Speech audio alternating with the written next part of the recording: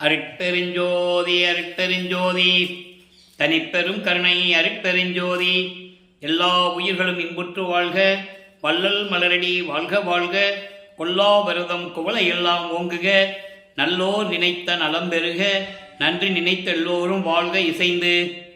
உலக மக்களே, அறிவார்ந்த அன்பர்களே, ஆண்மைநேய ஒருமைப்பாடுடைய அன்பர்களே, வல்லற்பமானவர்களுடைய அருடைய திருவுட்பாவிலிருந்து அருப்பெருஞ்சோதி ஆண்டவருடைய திருவிளையாடல்களை பார்த்து கொண்டிருக்கிறோம்.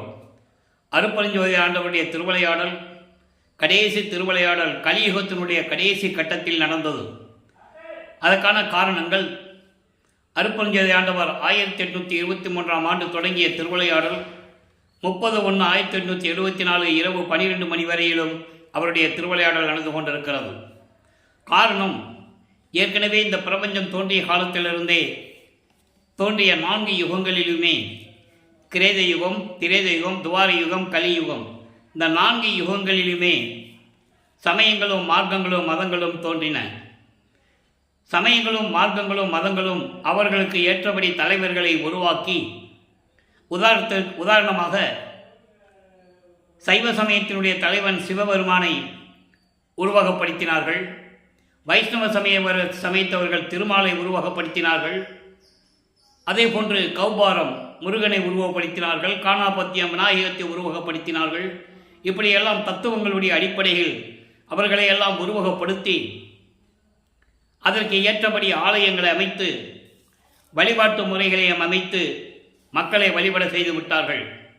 மக்களும் இன்றைய பகல் வரை சமயங்களும் மதங்களும் மார்க்கங்களும் சொல்லப்பட்ட நெறிகளை பின்பற்றி கொண்டு அவர்களின் விருப்பத்துக்கு ஏற்றபடி, அறிவின் விளக்கத்திற்கு ஏற்றபடி வணங்கி கொண்டிருக்கிறார்கள். இந்த நிலைகள் மாற வேண்டும். காரணம், ஒவ்வொரு யுகத்திலும் தோன்றிய சமயங்களும் மதங்களும் மார்க்கங்களும் முடிவடைந்து விட்டது. ஏனென்றால் யுகம் அழிந்து விட்டது. அந்த யுகத்தில் தோன்றிய சமயங்களும் மார்க்கங்களும் அழிந்து விட்டது. அப்போ அந்த 4 யுகங்களிலுமே தோன்றிய சமயங்களும் மதங்களும் மார்க்கங்களும் முடிவடைந்து விட்டன. மக்களுக்கு அது தெரியாது. அதனுடைய விளக்கங்களையும் அந்த உண்மைகளையும் தான் நமக்கு பிள்ளை பெருமானவர்கள் திருவொட்பாவிலே அருளி இருக்கிறார்கள். அதை தான் பார்த்து கொண்டிருக்கிறோம். அப்போ அந்த 4 யுகங்களுமே முடிந்த உடனே சதுர யுகத்தில், இப்போ நம்ம சதுர யுகத்தில் வாழ்ந்து கொண்டிருக்கிறோம். பிள்ளை பெருமானவர்கள் இதை ஒளி யுகம் என்று கூறுவார்கள், சுத்த சன்மார்க்க காலம் என்று கூறுவார்கள். இந்த யுகத்திலே வாழ்கின்ற மக்களுக்கு ஒரு ஆன்மீக மார்க்க வேண்டும் என்பதற்காக அருப்பெருஞ்சோதி ஆண்டவர் சுத்த சன்மார்க்கத்தை உருவாக்கி அதை தன் மகன் கையில் கொடுத்து ஒப்படைப்பதற்காகத்தான். எதற்காக என்றால், பிரம்மன், திருமால், ருத்திரன், மகேஸ்வரன், சதாசிவம் போடி அவர்களுடைய ஆயுள் காலம் முடிவடைந்த நிலையில் அவர்கள் பதவிகள் பறிக்கப்பட்டு, அதாவது படைத்தல், காத்தல், அழித்தல், மறைத்தல், அருளல் போன்ற 5 தொழில்களையும் அவர்களிடமிருந்து பறித்து தன் மகனிடம் ஒப்படைப்பதற்காகத்தான். சதாசிவத்தினுடைய இறுதி காலம் முடியும் போது 51 ஆண்டுகள் இருக்கின்ற காலகட்டத்தில் 51 ஆண்டுகளுக்கு பிறகு இந்த பிரபஞ்சத்தை இயக்குவதற்கு ஒரு ஆள் வேண்டும் என்பதற்காக தனது அருளால் பெற்றெடுத்த ஒரு ஆண்மகனை செல்வப்பிள்ளை என்று பெயரிட்டு வளர்த்து கொண்டிருந்தார் அருப்பெருஞ்சோதி ஆண்டவர். அப்படி தன்னுடைய மகனை, தன்னுடைய செல்வப்பிள்ளையை இந்த பூலோகத்திற்கு அனுப்ப வேண்டும். அதை ஒரு தாயின் வழியாக அனுப்ப வேண்டும். காரணம், இந்த உலகியலிலே தனது மகன் 51 ஆண்டுகள் இருக்க வேண்டும். தனது மகன் சமயங்களையும் மதங்களையும் மார்க்கங்களையும் பின்பற்றி கொண்டு இருக்க வேண்டும். சைவ சமயத்தின் அடையாளமாகிய திருநீரை பூசிக்கொண்டும், உத்திராட்ச மாலையை அணிந்து கொண்டும், சிவபெருமானை வழிபட்டு கொண்டும், நமச்சிவாய சிவாய நம சிவசிவாய் என்று சொல்லி இருக்க வேண்டும். அதன் பிறகு சுத்த சன்மார்க்கத்தை கொடுத்து அதெல்லாம் பொய் என்று சொல்ல வேண்டும். அதெல்லாம் தேவையில்லை, அதெல்லாம் முடிவடைந்து விட்டது என்ற நிலையை உலக மக்களுக்கு சொல்ல வேண்டும். இது இறைவனுடைய திருவிளையாடலுடைய கான்செப்ட். அதற்காகத்தான் தனது மகனை இந்த பூலோகத்தில் ஒரு தாயின் வழியாக வருவிக்க செய்தார் அருப்பெருஞ்சோதி ஆண்டவர். அதிலிருந்து நடந்த திருவிளையாடல்களை திருவொட்பாவிலிருந்தே பார்த்து கொண்டிருக்கிறோம். அப்போ ஒரு தாயின் கருவறையிலே தனது மகன் இருக்கும்போது, நமது பிள்ளை பெருமானவர்கள் வருவிக்க விட்ட இடம் சிதம்பரம் அருகிலே மருதூர் என்ற ஒரு கிராமத்திலே ராமையா பிள்ளை சின்னையம்மை அவர்களின் இல்லற வாழ்க்கையில் இறைவனுடைய மகனாக, நல்ல கவனிக்கணும், இறைவனுடைய மகனாக அவர் வருவிக்க உற்றார். அவர் எப்படி வருவிக்க உற்றார் என்பதை திருவெட்பாவிலே நமக்கு தெளிவாக அருளியிருக்கிறார்கள் பிள்ளை பெருமானவர்கள். அதை சுருக்கத்தை பார்க்கப் போகிறோம். ஏன் ஒரு தாயின் கருவறையிலிருந்து ஒரு தாயின் வழியாக வருவிக்க செய்தார் என்ற உண்மையை திருவெட்பாவில் இருக்கின்ற விளக்கங்களை பார்த்து கொண்டிருக்கிறோம். மக்களோடு மக்களாக இருந்தால்தான் அந்த விளக்கங்களை மக்களுக்கு சொல்ல முடியும் என்ற காரணத்தினால்தான் உலகியல் வாழ்க்கையிலே தனது மகனை உலாவ விடுகிறார் அருட்பெருஞ்சோதி ஆண்டவர். அப்போ ஒரு தாயின் கருவறையிலிருந்தே திருவிளையாடல் தொடங்குகிறது. ஒரு தாயின் கருவறையில் இருக்கும்போது அந்த கருவறை இருட்டாக இறையத்தே என்று தந்தையிடம் சொல்லும்போது அங்கே அருட்பெருஞ்சாண்டவர் தன் மகனுக்கு ஒளி காட்டுகிறார், வெளிச்சத்தை காட்டுறார். இருட்டை பார்த்து பயப்படுறார் அவர் குழந்தை. அப்போ தன் மகன் பயப்படுகிறான் என்று சொல்லி வெளிச்சம் காட்டுகிறார், ஒளி காட்டுகிறார். தந்தையை பசிக்கிறதே என்று சொல்லும்போது அங்கே தன் மகனுக்கு அருளமுதம் ஊட்டுகிறார் கருவறையிலே. உடம்பு புழுக்கமாக இருக்கிறதை காற்று வெள்ளவில்லையே என்று தனது மகன் தந்தையிடம் கூறும்போது அருட்பெருஞ்சோதி ஆண்டவர் தன் மகனுக்கு அமுத காற்று வீசுகிறார். இது ஒரு தாயின் கருவறையில் இருக்கும்போது இறைவனுடைய திருவிளையாடல் நடந்து கொண்டிருக்கிறது. அதன் பிறகு 10 மாதம் கழித்து ஒரு தாயின் கருவறையிலிருந்து தனது மகன் இந்த பூலோகத்தில் மண்ணை தொடும்போது வானவர்கள் எல்லாம் வாழ்த்துகிறார்கள். அதை பாடல்களிலே தெளிவாக அறிவிக்கிறார்கள் நமது பிள்ளை பெருமானவர்கள். எங்களை எல்லாம் ஆளப்போகும் அருட்கடலே வருக வருக என்று வாழ்த்துகிறார்கள். அந்த பாடலுடைய விளக்கங்களை எல்லாம் பார்த்து விட்டோம். இப்போ 1823ஆம் ஆண்டு தொடங்கிய திருவிளையாடல் 1874 ஆண்டுகள் வரை 51 ஆண்டுகள் தொடர்ந்து நடைபெற்று கொண்டிருக்கிறது. அப்போ அருட்பெருஞ்சாண்டவர் இந்த 51 ஆண்டுகளை 8 ஆண்டுகளாக பிரித்து தனது மகனுக்கு அருளை கொடுத்து கொண்டிருக்கிறார். கருவறையிலிருந்து வெளியே வந்தவுடனே 10 மாதம் கழித்து வெளியே வந்தவுடனே பிரம்மன் திருமணம் வாழ்த்துகிறார்கள். அதன் பிறகு 5 மாத குழந்தையாக இருக்கும்போது நமது குழந்தை இறைவனை சிதம்பரத்துக்கு எடுத்துக்கொண்டு செல்லுகிறார்கள்.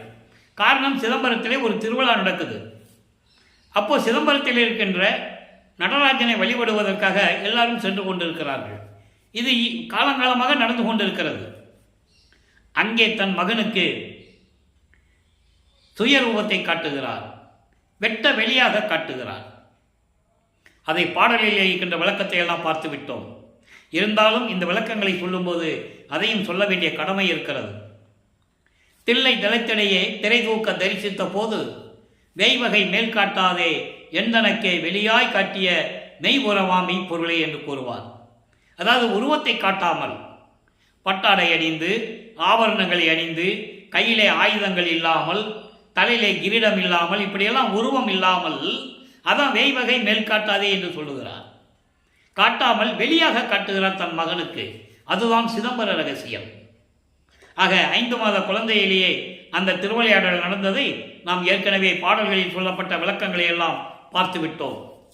அதன் பிறகு உலகியலிலே ராமையா பிள்ளை அவர்கள் காலமான பிறகு சென்னைமையார் அவர்கள் குழந்தைகளை அழைத்து கொண்டு, ஏற்கனவே அவர்கள் இல்லற வாழ்க்கையிலே 4 குழந்தைகள் உண்டு. 2 ஆண் பிள்ளைகள், 2 பெண் பிள்ளைகள். இவரோடு சேர்த்து 5. அவர்கள் பிறந்தவர்கள். இவர் வருவிக்க உற்றவர். நல்லா கவனிச்சுக்கணும் நீங்க.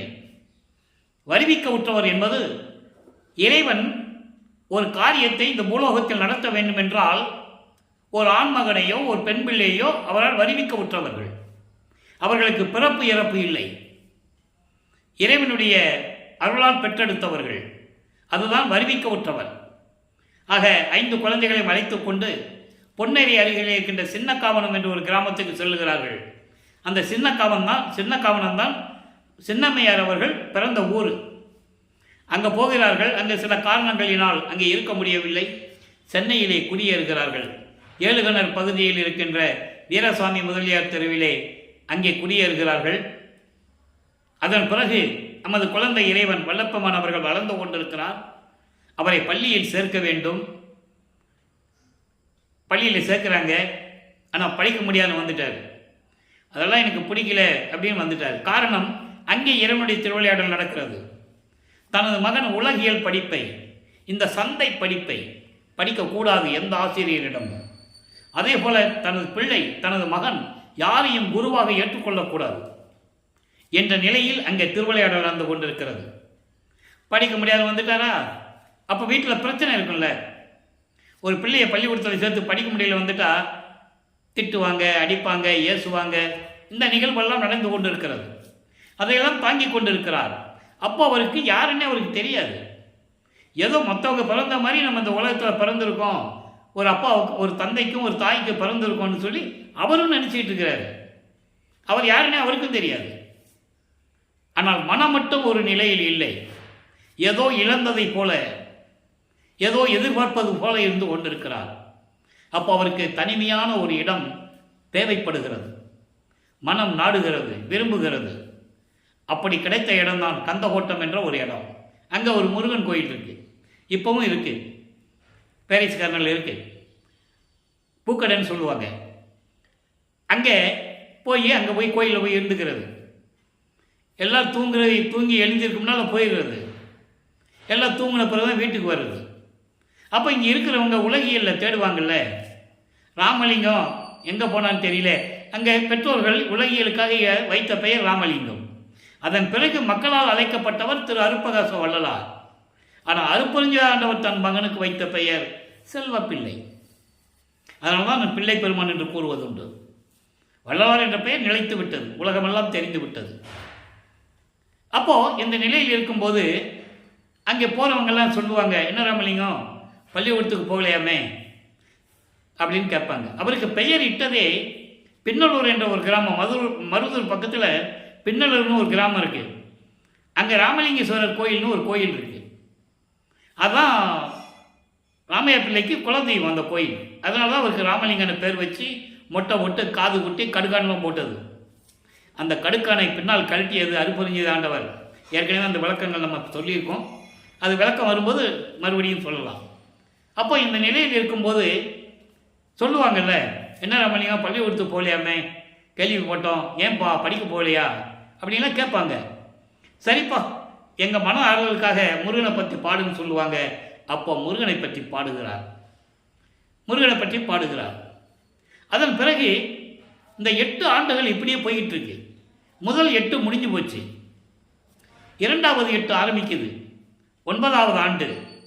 9வது ஆண்டில் இறைவன் தன் மகன் முன் தோன்றி, மகனே அஞ்சாதே, நீ என்னால் வருவிக்க உற்ற மகன், ஞானத்தை தருகிறோம் பெற்றுக்கொள். காரணம் காரியங்கள் எல்லாம் முன்பருவம் பின்பருவம் காட்டி அருள் செய்வோம் என்று சொல்லி மறைந்து விடுகிறார். அதன் பிறகு இவர் ஞானத்தை பெற்றுக்கொள்ளுகிறார். ஞானம் உதயமாகிறது. நல்லா கவனிக்கணும், ஞானம் மட்டும்தான் உதயமாகும், மெஞ்ஞானம் கிடைக்காது. ஞானம் வேறு, மெஞ்ஞானம் வேறு. இப்போ அவருக்கு சுத்த சன்மார்க்கம் இருக்கிறது தெரியாது. அருப்பெருஞ்சோதி ஆண்டவர் யாருன்னு அவருக்கு தெரியாது. எல்லாமே மறைப்பு நிலையில் இருக்கிறது. தன் மகனுக்கு மறைப்பை கொடுத்து விட்டார்.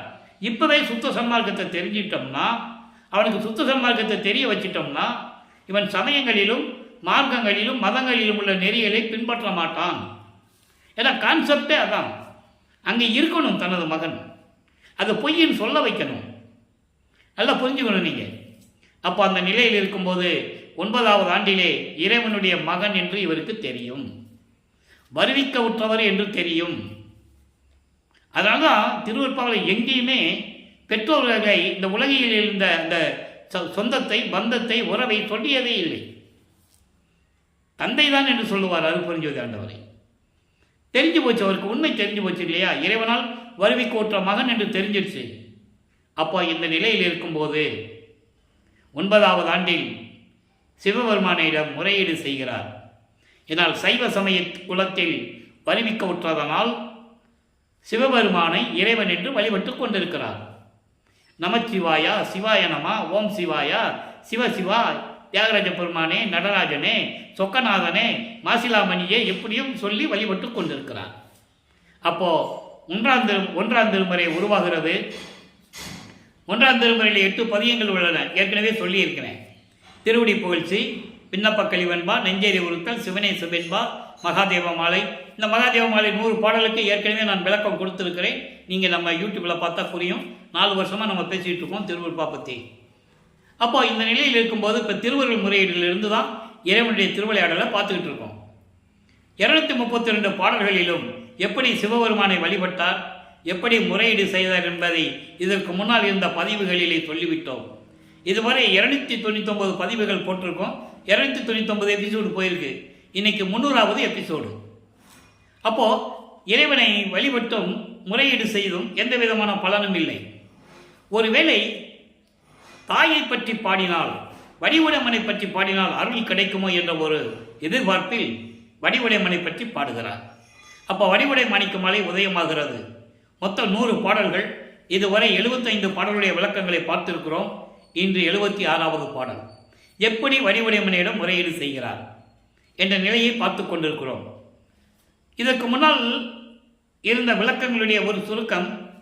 தாயே, நான் உன் கணவனால் வருவிக்க உற்றவன், நானும் உன் பிள்ளைதான். எனக்கு ஏன் இன்னும் வந்து அருளை கொடுக்கவில்லை? தந்தையிடம் முறையிட்டு செய்து பார்த்தேன், எந்த விதமான பலனும் இல்லை. எனவே தாயே, எனக்கு அருள் செய்ய வேண்டும், என்னை ஆட்கொள்ள வேண்டும் என்ற நிலையில் வடிவுடை மாணிக்க மாலையிலே இதுவரை பாடல்களை விளக்கங்களை பார்த்திருக்கிறோம். இன்று 76வது பாடல். ஆறா துயரத்து அழுந்துகின்றேனை, ஆறா துயரத்து அழுந்துகின்றேனை, இங்கு அஞ்சேல் என்றே கூறா குறை என் குறையே. எவ்வளவு அற்புதமா சொல்ற பாருங்க. என் குறையே இனி நின் குறிப்பு அறியேன், தேரா சிறியருக்கு அரிதாம் திரிவுற்றி தேவர் மகிழ் மாறா கருணை மலையே வடிவுடை மாணிக்கமே. பாடல். தாயே, அதாவது சொல்ல முடியாத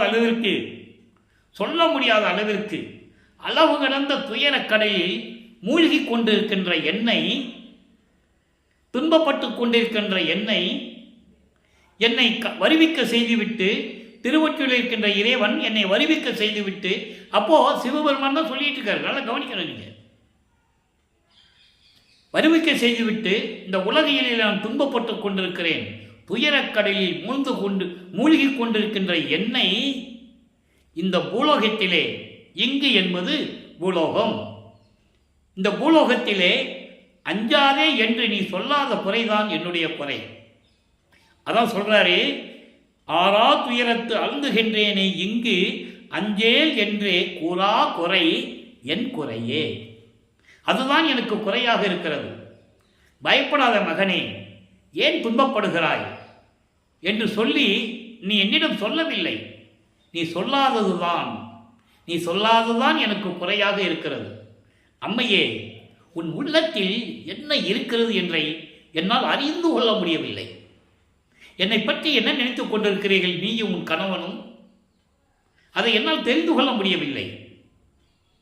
அதோடு மட்டுமல்ல, அதாவது தன்னை பற்றி தெரியாதவர்களுக்கு, தன்னை வணங்காதவர்களுக்கு உள்ளத்தில் இல்லாத திருவொற்றியுரைக்கின்ற இறைவனிடம் அமர்ந்து கொண்டு நீ மட்டும் மகிழ்ந்து கொண்டிருக்கிறாய். நான் உன் பிள்ளைதானே, நான் உன் செய்தானே, எனக்கு ஏன் அருளை கொடுக்கவில்லை? கருணை மலையே என் அம்மையே, இந்த மகனுடைய பரிதவிப்பை பார்த்து துன்பக்கடலில் மூழ்கி கொண்டிருக்கின்ற என்னை தூக்கி எடுத்து, பயப்படாதே மகனே என்று நீ அருள வேண்டாமா? வடிவுடை மாணிக்கமே என் அம்மையே என்று சொல்லி இந்த பாடலை நமக்கு அருளியிருக்கிறார்கள். ஆக இந்த நிலையில் அவருடைய மனம் எப்படி இருந்திருக்கும் என்பதை நீங்கள் தயவு செய்து நினைத்து பார்க்க வேண்டும்.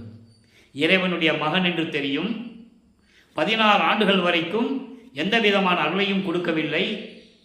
இந்த நிலையில் இருக்கும்போது முதலாக 13வது ஆண்டில் இறைவனிடமிருந்து ஞானத்தை பெற்ற பிறகு திருவொற்றியூர் செல்லுகிறார். நமது குழந்தை இறைவன் 13வது வயதில் கால் வலிக்க வீராசாமி முதலியார் தெருவிலிருந்து, இப்போ அதுக்கு பேர் வள்ளலார் நகர்னு பேர், அங்கிருந்து திருவொற்றியூருக்கு தியாகராஜ பெருமானை வழிபடுவதற்கு நமது குழந்தை இறைவன் நடந்தே செல்லுகிறார். எப்படியாவது இறைவனிடம் அருளை பெற வேண்டும் என்று அங்கே போய் தியாகராஜனிடம் முறையீடு செய்கிறார். 2ஆம் திருமுறை உருவாகிறது. 113 பதியங்கள், 1067 பாடல்கள். இதுவரை 28 பதியங்களுடைய விளக்கங்களை பார்த்திருக்கிறோம்.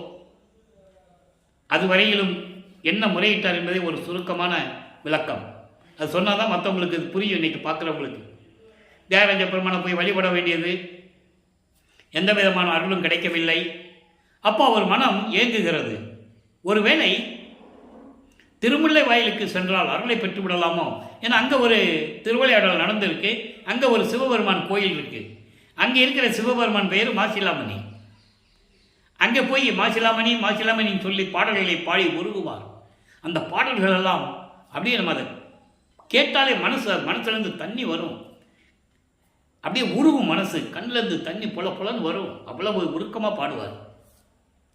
தந்தையே, நீ பூலோகத்திற்கு வருவிக்க செய்து விட்டாய். நான் படுகின்ற துன்பங்கள் உனக்கு தெரியும். தெரிந்திருந்தும் கண்டுகொள்ளாமல் இருக்கின்றாய். உன்னை பார்க்க இந்த சிறுவன், இந்த மகன் கால்வலிக்க நடந்து வந்திருக்கிறேன். ஏன் வந்தாய், எப்படி இருக்கிறாய் மகனே என்று ஒரு வார்த்தை கூட என்னை கேட்பதில்லை. ஊமை போல நின்று கொண்டிருக்கிறாயே, என் தந்தையே, இது நியாயமா, இது தர்மமா என்றெல்லாம் பாடுவார். எந்த விதமான பதிலும் இல்லை. அங்கேயே சொல்லிட்டு வந்துடுவார், இனிமேல் நான் உங்ககிட்ட இங்கே வரமாட்டேன் அப்படின்னு சொல்லிட்டு, ஒருவேளை திருவள்ளித்தாயன்னு ஒரு இடம் இருக்குது, வில்லிவாக்கத்துலேருந்து ஒரு 15 கிலோமீட்டர் இருக்கும். அங்கே போவார்.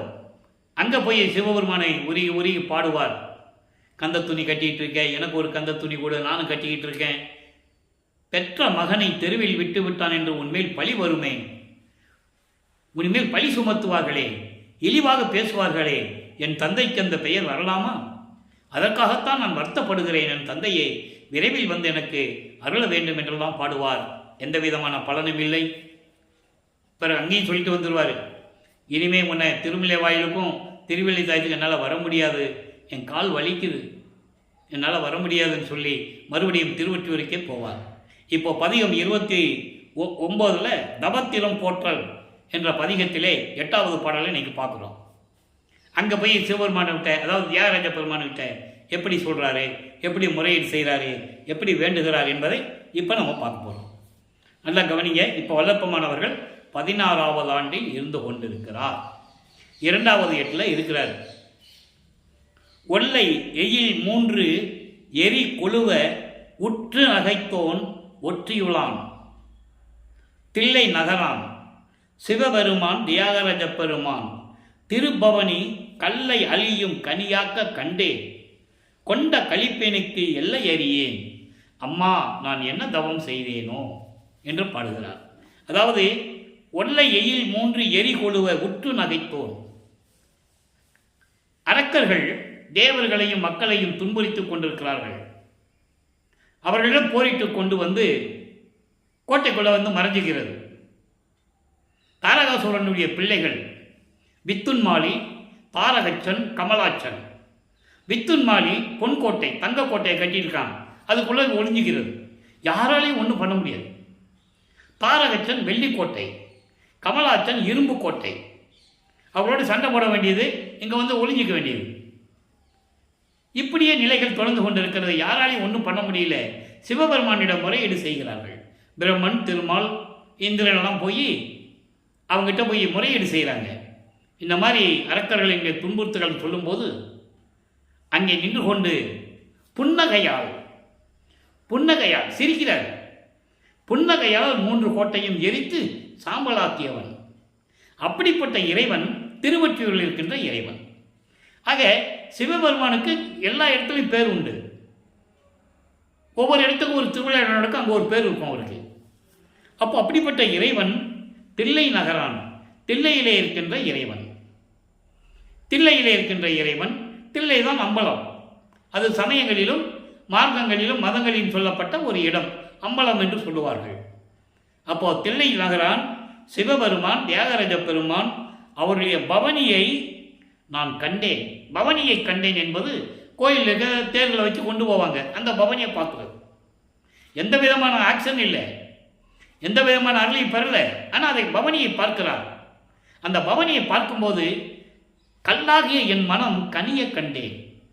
கல் போன்ற என் மனம் உருகிவிட்டது, இலகிவிட்டது. அப்படிப்பட்ட ஒரு பவனியை நான் பார்த்தேன். அப்படி பார்த்த அந்த மகிழ்வு இருக்கிறதே, அந்த சந்தோஷம், அதுக்கு எல்லையே இல்லை, எல்லையே இல்லை. அம்மா, ஐயோ நான் என்ன தவம் செய்தேன்னு தெரியல, அப்படிப்பட்ட ஒரு பவனியை நான் திருவொற்றியூரிலே பார்த்தேன் என்று கூறி இந்த பாடலில் நமக்கு அருளியிருக்கிறார்கள். ஆக வல்லப்பெருமானவர்கள் 16 ஆண்டுகள் வரைக்கும் இந்த நிலையில் இருந்து கொண்டிருக்கிறார். இப்போ 3வது எட்டில் அடியெடுத்து வைக்கிறார். 3ஆம் திருமுறை உருவாகிறது. மொத்தம் 19 பதிகங்கள், 235 பாடல்கள்.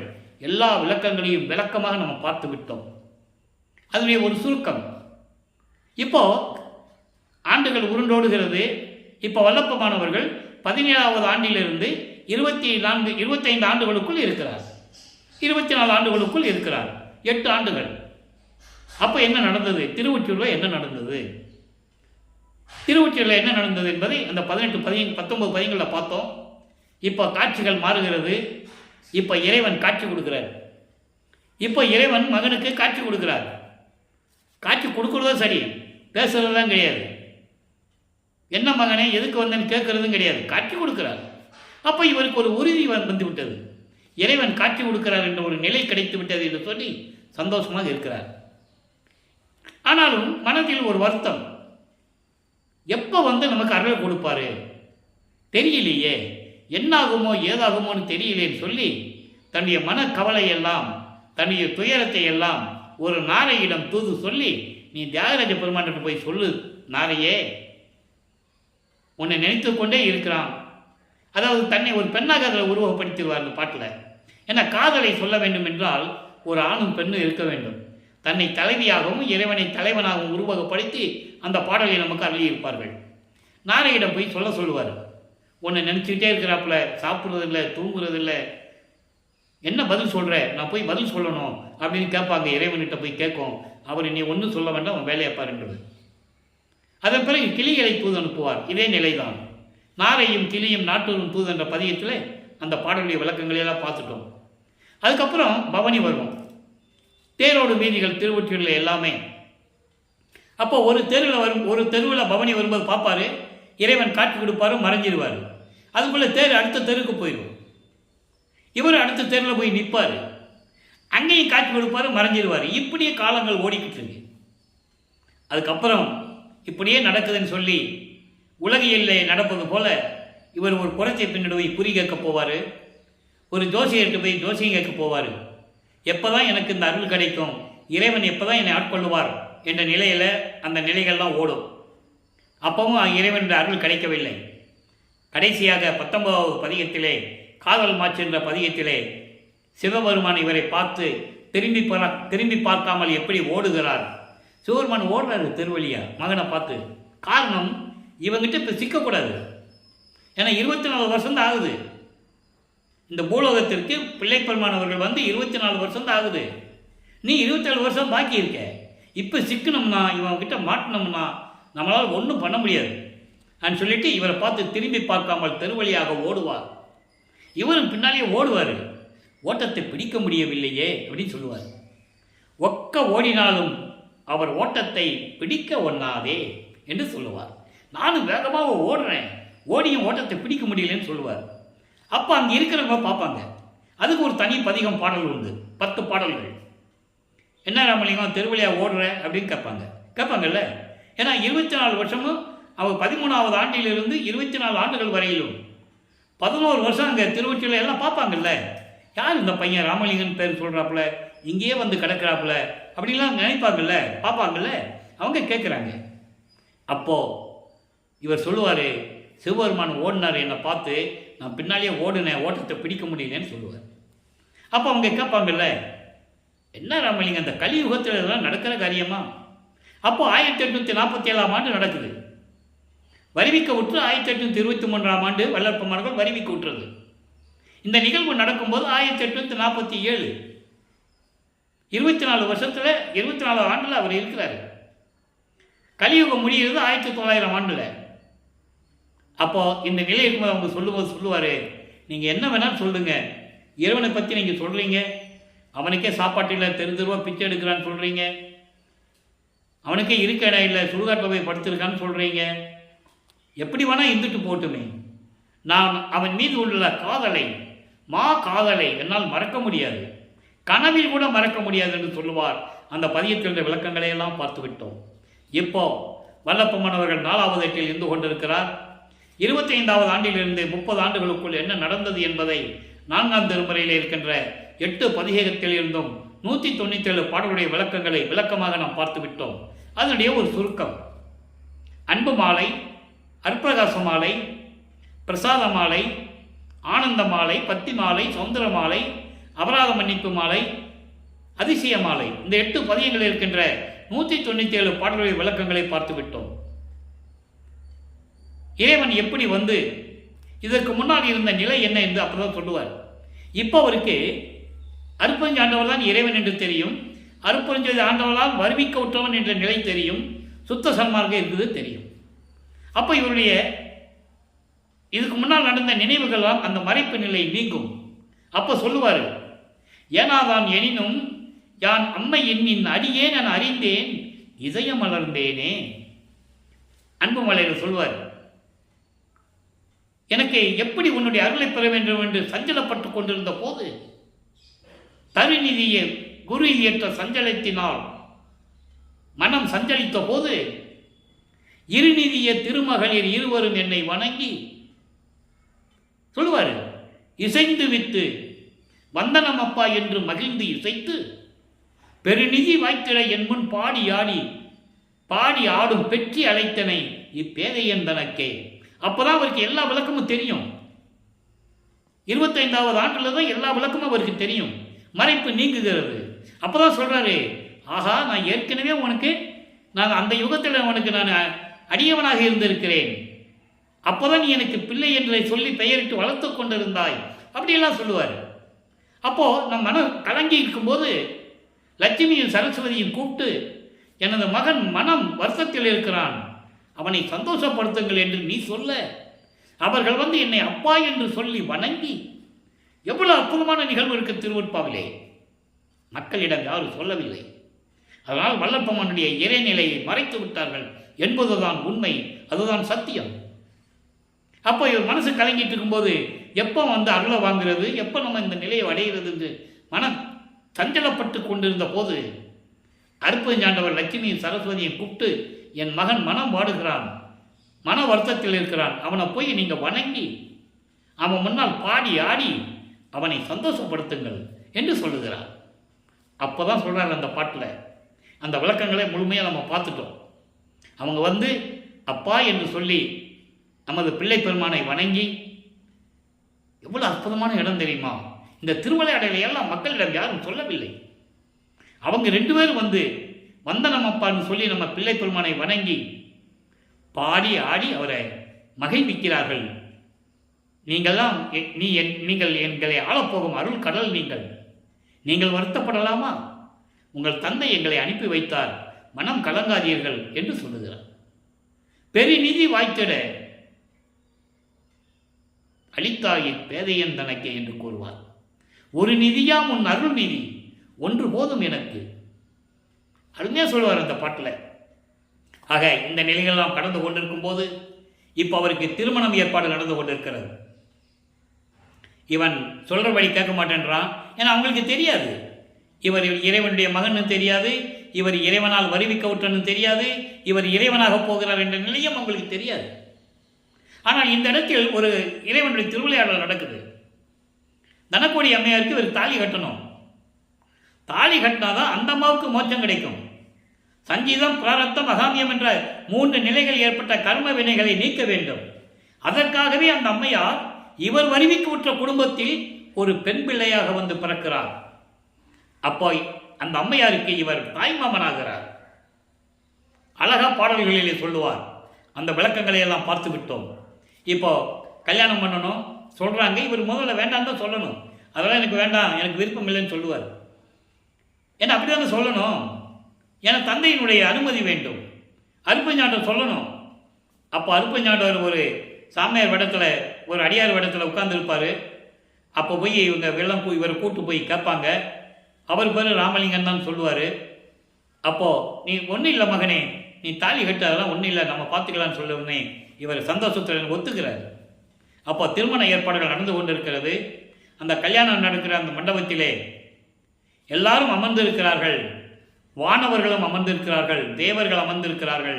பிரம்மன், திருமால், ருத்திரன் முதல் பதத்தலைவர்களும் இந்திரனும் எல்லாருமே, தேவக்கூட்ட தலைவர்கள், 18 கூட்ட தலைவர்கள், அதாவது சக்திகள், சத்தர்கள் எல்லாருமே உட்கார்ந்துருக்காங்க.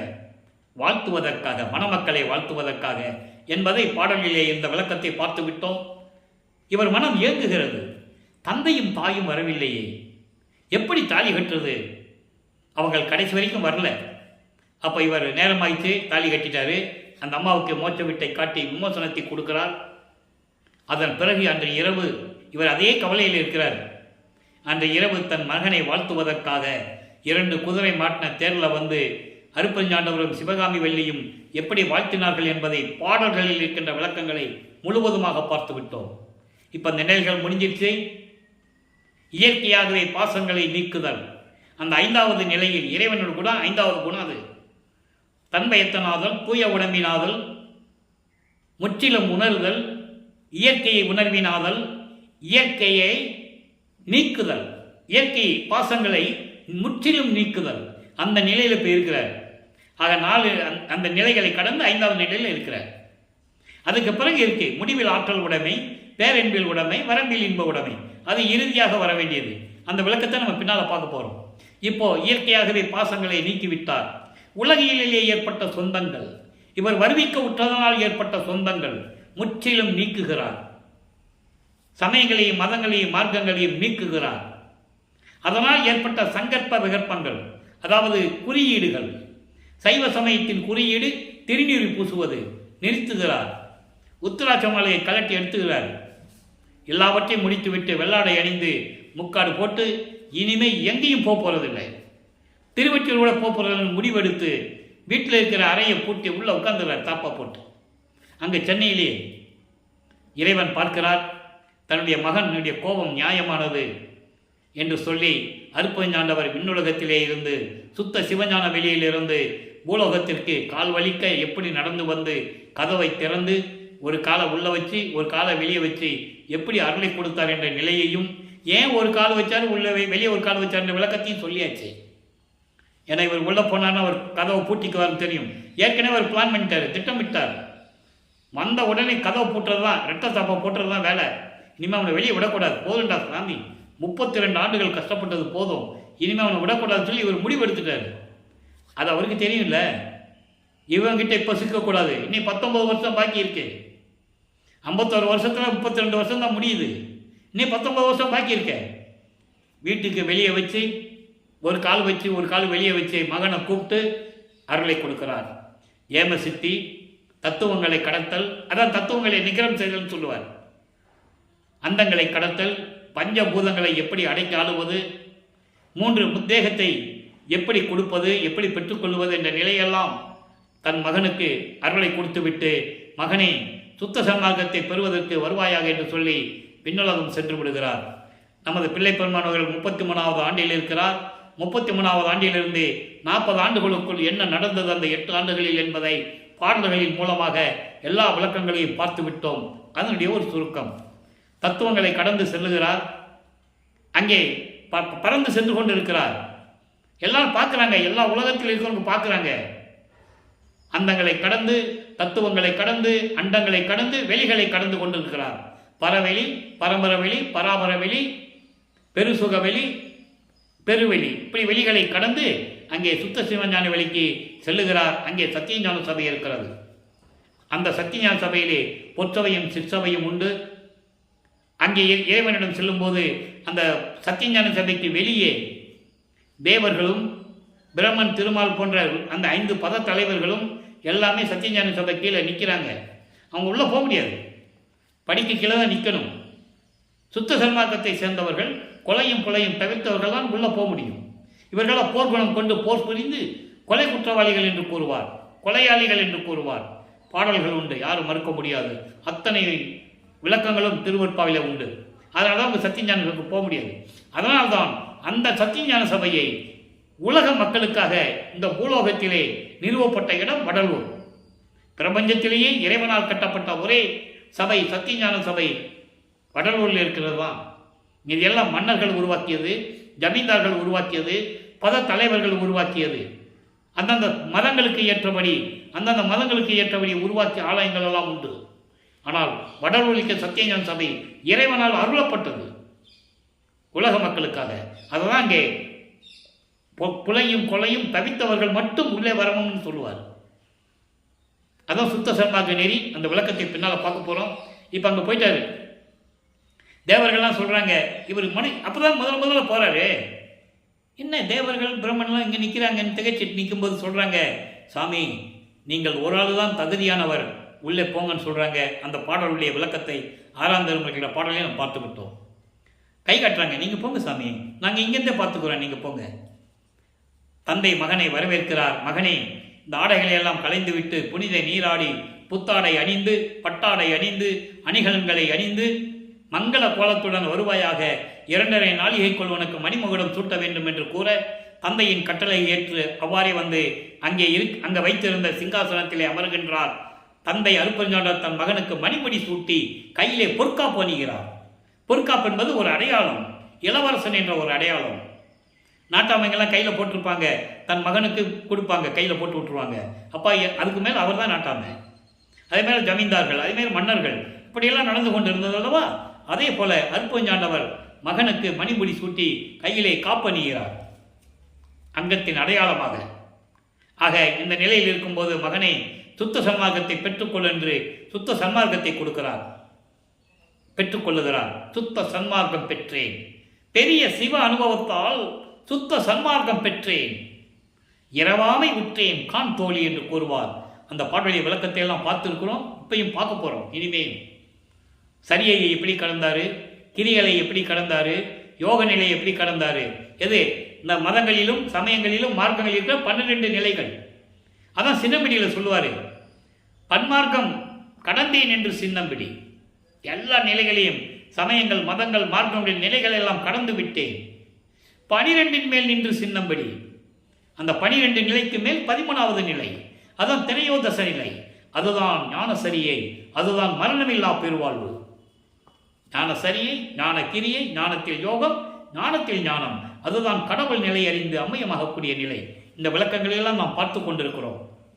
அப்போ சுத்த சன்மார்க்கத்தை வாங்கி கொண்டார், அங்கேயே சாக கல்வியை கற்றுக்கொண்டார். இங்கே இருக்கிறவங்க என்ன சொல்லுவாங்க, உலகியல்ல ராமலிங்க எங்கப்பா காணோம், ஒரு பொண்ணுக்கு தாலி கட்டிட்டு அவராட்டு போயிட்டாரு, எங்கே போனாருன்னு தெரியல, அப்படிலாம் சொல்லுவாங்க. இப்படியே சொல்லி சொல்லி அவரை நல்லா கவனிக்கணும். நீங்கள் அவரை ஒரு துறவியாக்கி விட்டார்கள். அந்த ஆதங்கம் இந்த வள்ளலார் ஊழியனுக்கு உண்டு. திருவருட்பாவுடைய விளக்கங்களை மக்களிடம் சொல்லியிருந்தால் அவருடைய அருள் நிலை மக்களுக்கு தெரிந்திருக்கும், இறைவனுடைய திருவிளையாடல் தெரிந்திருக்கும். மறைத்து விட்டதனால், அவரை ஒரு துறவி என்று சொன்னதனால் இன்னும் துறவி என்று நம்பிக்கொண்டிருக்கிறார்கள். அதற்காகத்தான் இதை சொல்ல வேண்டிய கடமை இருக்கிறது எனக்கு. அவர் எங்கே இருக்காரு புரியுது உங்களுக்கு? பாடலில் சொல்லியிருக்காரு, சொல்லட்ட பரவாயில்ல, கதை அல்ல, கற்பனை அல்ல, திருவருட்பாவில் இருக்கிறது சொல்லலை. அப்போ அண்டங்களை பறந்து போனது, அங்கே தான் சுத்த சன்மார்க்கத்தை வாங்கினது, சாகா கல்வியை அங்கே தான் கற்றுக்கொண்டது என்று மக்களிடம் சொல்ல வேண்டும். நாகாதிவனும் நாராயணனும் நான்முகனும் நறுமுறும் எனவே ஞான அமுதம் அளித்தாய் நானும் உண்டு துண்ணவே. அதை தொடர்ந்து துண்ணவே என்பது அதை தொடர்ந்து ஞான அமுதம் கொடுத்தேன். என்னது ஞான அமுதம்? சுத்த சன்மார்க்கம். சுத்த சன்மார்க்கம் கொடுத்தாதாங்க மெஞ்ஞானம் வரும். அதை பெற்றுக்கொண்டு மகிழ்ந்திருக்கும் போது உடனே எனக்கு சாகா கலையை பயிற்று தந்த தயவையை சாற்றலுக்கு சொல்லுவார். ஆக இந்த நிலையிலெல்லாம் இருக்கும்போது சாகா கல்வியை பயின்று கொண்டு மகனை இன்னும் 8 ஆண்டுகள் இருக்கின்றன, நீ பூலோகத்திற்கு சென்று அங்கே இரு, நான் வருகிறேன் என்று சொல்லி மகனை அனுப்பிவிடுவார். பூலோகத்துக்கு வருகிறார். வரும்போதே சிதம்பரத்திலேயே எழுந்தருளுகிறார். காரணம், அங்கே ஒரு இறைவனுடைய திருவிளையாடல் நடக்கணும், ஏன்னா கருங்குழியில் தங்கணும். ஏற்கனவே இது பிளான் பண்ணது, அருட்பெருஞ்சாண்டவரும் வள்ளலாரும் பிளான் பண்ணது. அப்போ அந்த இடத்துல தங்கணும்னா அந்த வீட்டுக்கு சொந்தக்காரர் சிதம்பரத்தில் பரசுராமோட பேசிட்டு இருக்கிறார். பரசுராமன் என்பவர் இவர் வரிவிக்கு உற்ற குடும்பத்தில் சொந்தக்காரனாக இருக்கிறவர். உறவு முறை வரிவிக்கு உற்றதனால் ஏற்பட்ட உறவு, அதை தான் நீங்கள் மனசில் வச்சுக்கணும். வள்ளலாருக்கு பேத்தி கிடையாது, பேரன் கிடையாது. அவர் ஒன்று குடும்ப நலத்தில் இறைவன் அருளில் இருக்கின்றவர், எல்லாரையும் பெற்றவர். அந்த நிலையில் இருக்கும்போது அங்கே போய் எழுந்தருளுகிறார். பரசுராமா பார்த்த உடனே, தம்பியை பார்த்த உடனே, அவருக்கு தம்பி தானே, உலகியல் அப்படி தானே நினைப்பாங்க. அப்புறம் வெங்கட்ரெட்டியார்ட்ட சொல்கிறாரு, அக்கா பொண்ணை கல்யாணம் பண்ணி வச்சோம், என்ன இல்லற வாழ்க்கை வேண்டான்னு சொல்லிட்டு வந்துட்டாருன்னு சொல்லி அப்படி இருக்கும்போது அந்த நிலையில் இருக்கும்போது கருங்குழியிலே வந்து தங்குகிறார். கருங்குழியிலே இருக்கும்போது அங்கே ஒரு திருவிளையாடல் நடக்குது. அங்கே தங்கியிருந்த இடத்துக்கு தண்ணீரால் விளக்கெடுத்த இல்லம் என்று ஒரு பேர் வரணும். அதுக்காக அங்கே இருக்கிறார். அந்த நிலைகளை நம்ம விளக்கமாக பார்த்துட்டோம். அடுத்த நிலைக்கு நம்ம போகணும். இப்போது ஜீவகாருண்ய ஒழுக்கம் உருவாகணும். ஜீவகாருண்ய ஒழுக்கம் உருவாகணும்னா ஒரு தர்மசாலை வேணும். அப்போ அந்த தர்மசாலையை நிறுவனம். அது எந்த இடம்னு ஏற்கனவே முடிவு பண்ணியாச்சு. அருப்பஞ்சாண்டவரும் வள்ளலாரும் முடிவு பண்ணியாச்சு. எங்கே இருக்கும்போது கருங்குழியில் இருக்கும்போதே முடிவு பண்ணியாச்சு. அப்போ அந்த இடத்த தானமாக கொடுத்தவங்ககிட்ட வாங்கிட்டு பாரதிபுரம் மக்கள் என்று வாங்கி ஒரே நாளிலே தர்மசாலையை நிறுவி 23/5/1867 தர்மசாலையை நிறுவி அன்றைய அணை அடுப்பை மூட்டி உணவை சமைத்து பசியோடு வருகின்றவர்களுக்கு பசியை போக்கிக் கொண்டிருக்கிறார். நம்மளையெல்லாம் படைத்து காத்து கொண்டிருக்கின்ற இறைவன் அருட்பெருஞ்சோதி ஆண்டவராகிய வள்ளற்பமானவர்கள். அவர் அருட்பெருஞ்சோதி ஆண்டவர் தான். அந்த நிலையை நம்ம பின்னால் பார்க்க போகிறோம். புரியுதா உங்களுக்கு? அப்போ இந்த நிலையில் இருக்கும்போது தர்மசாலையில் இருக்கும்போது அதற்கு பிறகு நடந்த திருவிளையாடல்கள், சங்கராச்சாரியார் வந்தது, அவர் சமஸ்கிருதம் தான் தாய்மொழின்னு சொன்னது, இருக்கட்டுமே தமிழ் வேணா தந்தை மொழியாக இருக்கட்டுமே என்று சொன்னது, அங்கே சில அற்புதங்களை எல்லாம் நிகழ்த்தி காட்டியது, சங்கராச்சாரியார் வள்ளற்பமானிடம் சரணடைந்தது, எல்லா நிகழ்வுகளும் நாம் ஏற்கனவே பார்த்து விட்டோம். அதன் பிறகு 1869 நீதிமன்றத்திலே ஆறுமுக நாவலார் முத்துரசாமி ஐயர் என்றவரிடம் சொல்லி வழக்கு பதிவு செய்து அங்கே எப்படி விசாரணை நடந்தது, நீதிபதிக்கு இவர் எப்படி காட்சி கொடுத்தார், எப்படி தீர்ப்பை பெற்றுக்கொண்டார் என்ற விளக்கங்களை எல்லாம் பார்த்து விட்டோம்.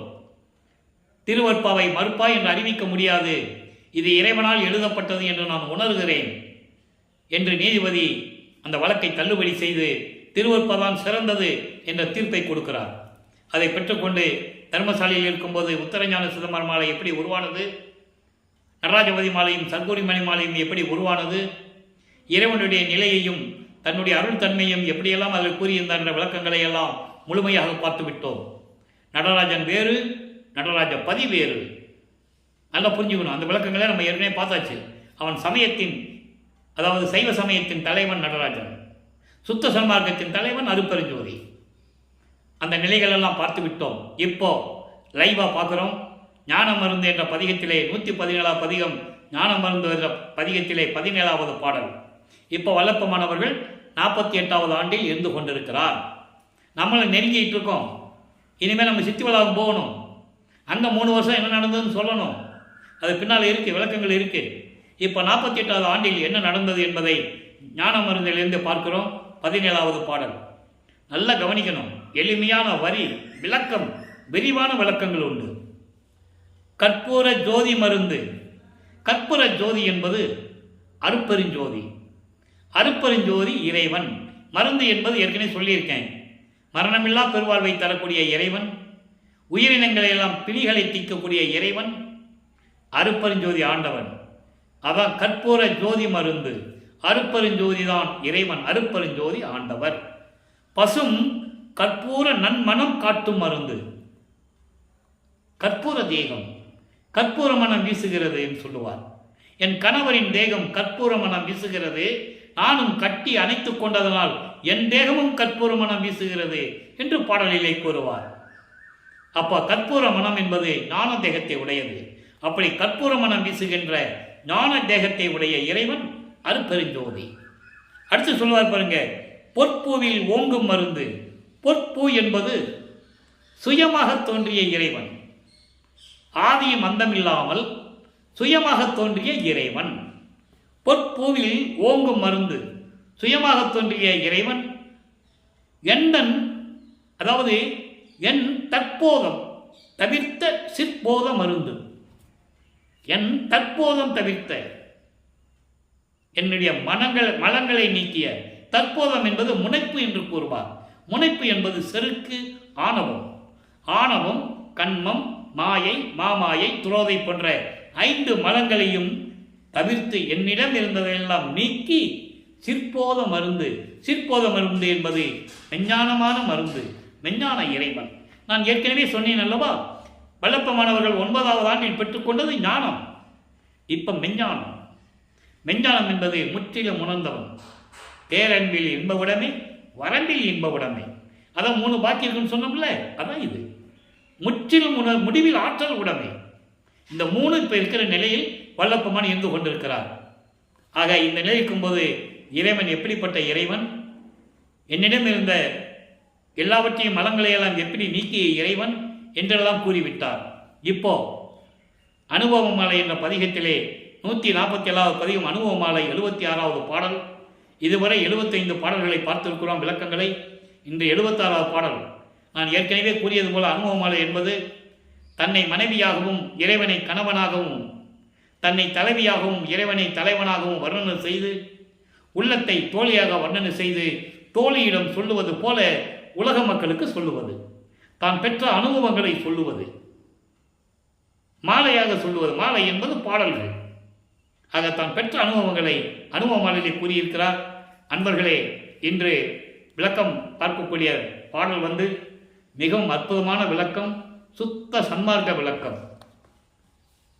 இந்த விளக்கத்தை நான் சொல்லுகிறேன்.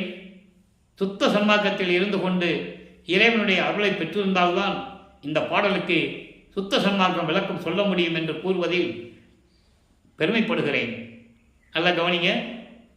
இவ்வுலகோர் இரவகத்தை புணர்கின்றார், அதனை எங்கனம் நான் இசைப்பதுவோ எனினும் மற்றது இது கேள். தோழியிடம் சொல்லுவது போல நான் அந்த பாடலை முதல்ல சொல்லிடுறேன். அப்போ இதனுடைய கான்செப்ட் மக்களுக்கு எப்படி சொல்றாரு அதை நம்ம பார்க்க போறோம். அதான் முக்கியம். ரொம்ப அற்புதமா இருக்கும் பாருங்க. தோழியே, உலகத்தில் இருக்கின்றவர்கள் எல்லாம் இரவகத்தை புணர்கின்றார்கள். கணவனும் மனைவியும் இரவிலே புணர்ந்து கொள்ளுவது இயற்கை. இதனை எப்படி நான் சொல்லுவது உன்னிடம்? இதை வேறு விதமாக நான் சொல்லுகிறேன் கேள அப்படின்னு சொல்றாரு. உலக மக்கள்கிட்ட சொல்றாரு. உலகத்தில் இருக்கின்றவர்கள் எல்லாம் அறியாமையில் இருந்து கொண்டு அறியாமையில் கலந்து கொண்டிருக்கிறார்கள். சுத்த சன்மார்க்க விளக்கம் அது. உலகியல் விளக்கம் கணவனும் மனைவியும் இரவில் புணர்ந்து கொள்ளுகிறார்கள், இரவில் தான் கலப்பார்கள் என்று இந்த பாலுடைய பொருள். ஆனால் அது அப்படி அல்ல. இதை வேறு விதமாக நான் சொல்லுகிறேன் என்று கூறுகிறார். அப்போ உலக மக்கள் எல்லாம் அறியாமையில் இருந்து கொண்டு இரவகத்தே என்றால் இருளில், இருள் என்பது அறியாமை, அறியாமையில் கலந்து கொண்டிருக்கிறார்கள். இதை எப்படி நான் சொல்லுவது? நான் வேறு விதமாக சொல்லுகிறேன் கேளுங்கள் அப்படின்னு சொல்றாரு. வேறு விதமாக சொல்லுகிறேன் கேளுங்கள். அதாவது எவ்வமுறும் இருள் பொருளில் இருட்டறையில் அறிவோர் எல்லளவும் காணாதே. இருட்டறையில் பயமுறுத்துகின்ற இருளில் இருட்டறையில் இருந்தால் அங்கே என்ன நடக்கும்னு யாருக்கு தெரியும்? நல்லா கவனிக்கணும். உலக மக்கள் சொல்றாரு. உலகியல் விளக்கம் வேறு. இருட்டறையில் பயத்தோடு இருளில் இருட்டறையில் இருக்கும்போது அங்கு என்ன நடக்குன்னு கொஞ்சம் கூட சொல்ல முடியாதே. அந்த இருட்டறையில் என்ன இருக்குதுன்னு பார்க்க முடியாதே. சமயங்களிலும் மதங்களிலும் மார்க்கங்களில் இருந்து கொண்டு அந்த இருட்டறையில் இருந்து கொண்டு அங்கே இருந்த உண்மை விளக்கங்களை எப்படி நீங்கள் அறிவீர்கள்? சுத்த சன்மார்க்கத்தை எப்படி தெரிந்து கொள்ளுவீர்கள்? அதான் அதனுடைய பொருள். எவ்வமுறும் இருள் பொதில் இருட்டறையில் அறிவோ எல்லளவும் காணாதே. சமயங்களிலும் மதங்களிலும் மார்க்கங்களில் இருந்து கொண்டு அதனுடைய நெறிகளை பின்பற்றி கொண்டு துன்பப்பட்டுக் கொண்டிருக்கின்றவர்கள் அந்த இருட்டறையில், அந்த அறியாமையில் என்ன நடக்குது, என்ன இருக்குதுன்னு எப்படி பார்க்க முடியும்? பார்க்க முடியாது. எல்லளவும் காணாதே. அதை எப்படி சொல்றாரு? அதை எப்படி எடுத்துக்காட்டு சொல்றாரு பாருங்க. ஒரு உவமையை அங்கு கூறுற உவமை என்பது ஒரு எடுத்துக்காட்டு, உதாரணம். எப்படி சொல்றாரு பாருங்க. கல் அளவின்றி கவ்வை பெற கண்களையும் கட்டி மறைத்து அம்மா கலக்கின்றார். அதாவது கவ்வை பெற கண்களையும் கட்டி, ஃபுல்லா கல் சாப்பிட்டு போதை ஏறி, அளவு கடந்து கல் சாப்பிட்டு போதை ஏறி, சொல்ல முடியாத அளவிற்கு போதை ஏறி கண்களையும் கட்டி மறைச்சிக்கிட்டா அவன் என்ன பார்க்க முடியும்? அப்படிதான் இங்கே இருந்துகிட்டு இருக்காங்க. சமயங்களிலும் மதங்களிலும் மதங்களிலும் கண்மூடித்தனமாக இருந்து கொண்டிருக்கிறார்கள். அதை ஒரு ஆணும் பெண்ணும் கலவியல் முறையில் அந்த விளக்கத்தை கொடுக்கிறார். உங்களுக்கு இப்படி சொன்னாதான் புரியும். அதான் நான் எப்படி சொல்றதுன்னு தெரியல, நான் இப்படி சொல்றேன், வேறு விதமாக சொல்றேன்னு சொல்றாரு. கண்களை கட்டிக்கிட்டு கல் சாப்பிட்டு முழு போதையில் அந்த கணவனால் என்ன பண்ண முடியும்? அது போல உலக மக்கள்லாம் என்ன பண்றாங்கன்னா, அந்த மரத்தில், அந்த போதையில், அந்த மயக்கத்தில், அந்த மாயைகளில் சிக்கி அங்கே என்ன நடக்குதுன்னு தெரியாம துன்பங்களையும் துயரங்களையும் வைத்துக்கொண்டு அங்கேயே மூழ்கி கிடக்கிறார்கள். அதான் கலக்கின்றார் என்று சொல்லுகிறார். அப்படியே மூழ்கி கிடக்கிறார்கள். கனசுகமும் கண்டு அறியார் கண்டாய். சிறிதளவு கூட அவங்களால சுகத்தை காண முடியாது, சந்தோஷமா இருக்க முடியாது. ஏனென்றால் சுத்த சன்மார்க்கத்தில் இருந்தால்தான் இப்படி இருக்க முடியும் என்ற நிலையை இந்த பாடலில் கூறுகிறார். இதுதான் சுத்த சன்மார்க்க விளக்கம். மற்றவங்களுக்கு எளிமையாக, அதாவது மற்றவங்க படிக்கும்போது எல்லாம் புரியாது. என்ன இது கலக்கல் என்றாரு, அதன்றாரு, இதன்றாரு அப்படின்னு புரியும் இல்லையா? அப்படிதான் அவங்க தெரிஞ்சுக்குவாங்க. அப்படி அல்ல, சுத்த சன்மார்க்கம் விளக்கம் இது. உலக மக்கள் எல்லாம் இப்படி அறியாமையில் இருந்து கொண்டிருக்கிறார்கள்.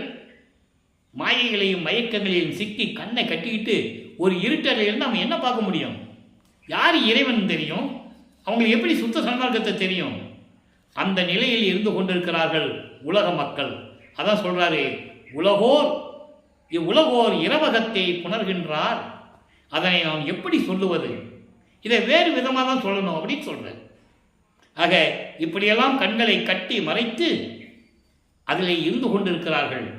கனசுகமும் கண்டு அறியார் கண்டாய்.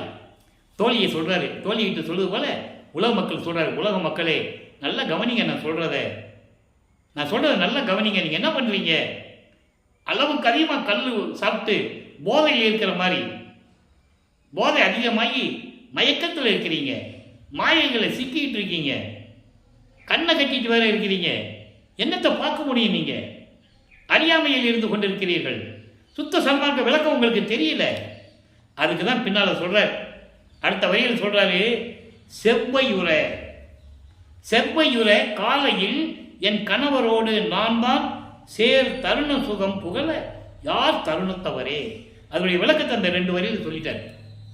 அப்படி இல்லை உலக மக்களே, செவ்வையுற சிறப்பாக இருக்க வேண்டும் என்றால், உங்களுக்கு இன்பமாக இருக்க வேண்டும் என்றால், நான் இருப்பது